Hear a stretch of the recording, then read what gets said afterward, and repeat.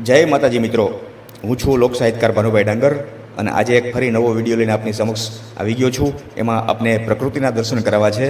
જો આપણે જોઈ રહ્યા છીએ આ કેળનું ઝાડ છે, એમાં લૂમે ઝૂમે કેળા આવ્યા છે. એક કણના સહસ્ત્ર કણ ભગવાન આપે છે. કુદરતની લીલા કેવી અપરંપાર છે. લાઇનમાં ગોઠવીને કેળા કેટલા બધા આવ્યા છે. આ જો કબૂતર અને હોલા બધા અહીંયા ચણ ચણી રહ્યા છે. પંખીમાં કેટલો બધો હંપ કહેવાય. બધાય પક્ષી એકારે. હમણાં તો ઘણા બધા પક્ષી આવશે. આ જો એક બાજુ નાના નાના ગલુડિયા દૂધ પી રહ્યા છે. વાહ ભાઈ વાહ. ખિસકોલી અને ચકલી, જ્યાં બીજી ચકલી આવી. આ કબૂતર, હોલા, ચકલા, પોપટ બધા એકારે અહીંયા ચણવા આવ્યા છે. કાળી ચકલી જો ફરસાણ ખાય છે. પક્ષીઓને ફરસાણ જો કે નખાય નહીં, પણ છતાંય નાખેલું હોય તો એ તો બિચારે ખાવાના જ છે.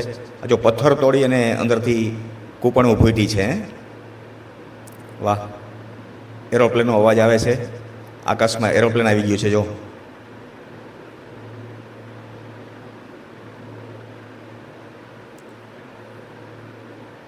પાણીનું વિશાળ ઝરણું, એમાં પણ વિદેશી પક્ષીઓ આવ્યા છે. ઘણા બધા પક્ષીઓ આવ્યા છે.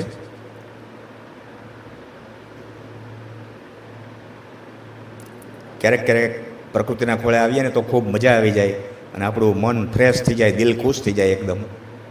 કારણ કે આ તો કુદરતી વાતાવરણ છે ને. પક્ષીઓ વિહાર કરી રહ્યા છે આકાશમાં.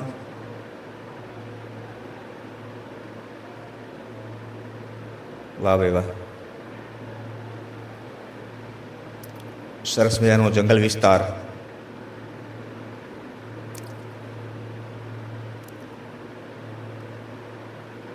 ખૂબ જમાવટ.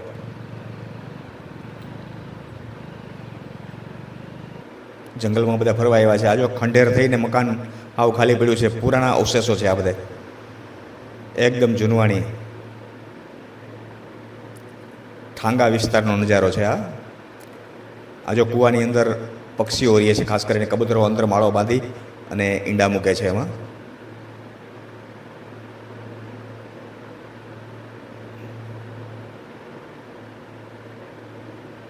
જો અહીંયા કાળી ચકલી ચણવા માટે આવી છે.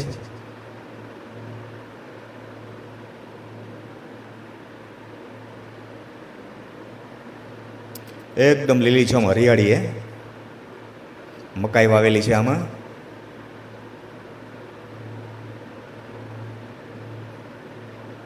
વાહ,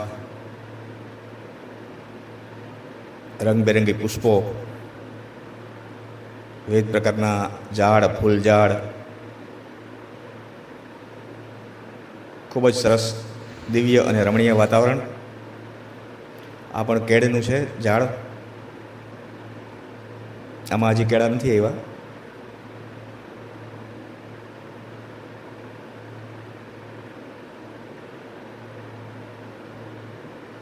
આંબલીનું વિશાળ પ્રાચીન ઝાડ છે આ.